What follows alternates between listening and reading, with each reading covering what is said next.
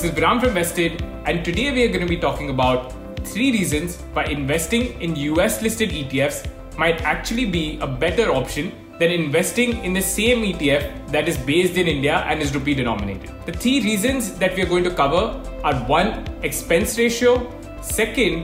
How you could actually be paying more for your rupee denominated ETFs, and 3rd is tracking error. So let's start with the first reason, which is expense ratio variation. Before we get going, let me actually explain to you what an expense ratio means.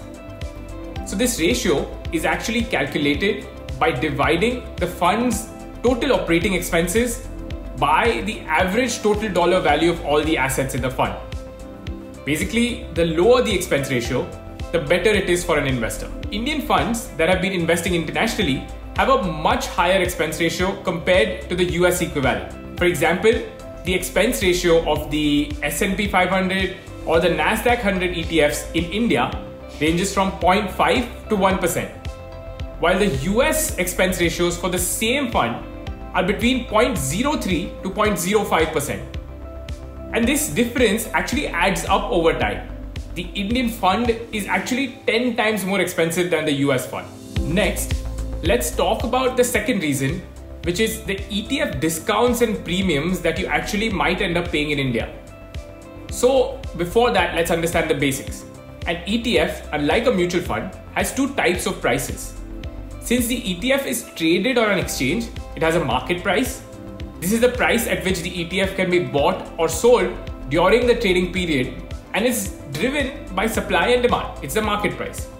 Now, along with the market price, an ETF also has a net asset value or NAV that is derived using the actual market price of the underlying securities in the index that the ETF is tracking. For example, the NAV of an S&P 500 ETF will be calculated using the actual price of the 500 underlying companies. Now, what happens is when the markets are open, market prices are updated almost every second, right? Like every stock. Whereas the NAV of an ETF is updated almost every 15 to 20 seconds. Now, a situation can arise where the ETF market price actually goes much higher or lower than the NAV. If this happens in the US, there are actually special entities that ensure that this gap is kept as low as possible so that you get the actual value of the underlying index. For example, if you're investing in a Nasdaq 100 ETF, the variation between the NAV and the Nasdaq 100 price is typically less than 0.03%. But for the same fund in India, when the India markets are open, the US markets are shut. So this means that the market price, which is determined by the exchange or buying and selling demand, it's changing constantly, but the NAV, which is dependent on the underlying securities, is actually constant because the US markets are shut.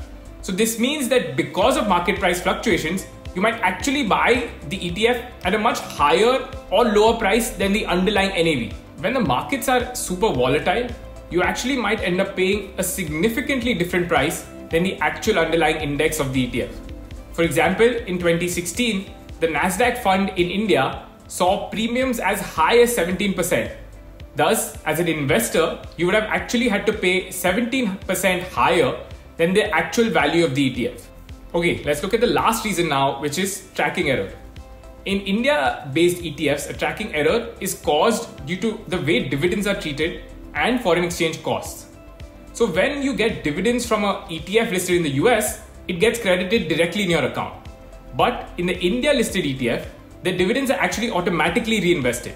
And that's why it introduces an error between the underlying index and the value of the ETF. Secondly, the funds that you're investing through an India-based ETF are actually converted into US dollars and then converted back into INR when you withdraw the money.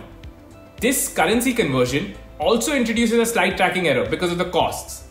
This error adds up year on year. So over the last 5 years, the India-listed Nasdaq 100 ETF has approximately underperformed the US by about 10 to 15%.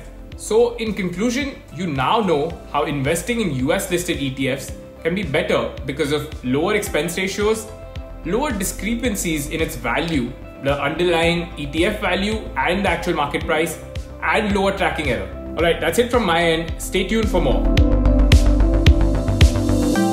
Thanks for watching. If you like our content, subscribe to our channel and hit the bell icon to get regular updates.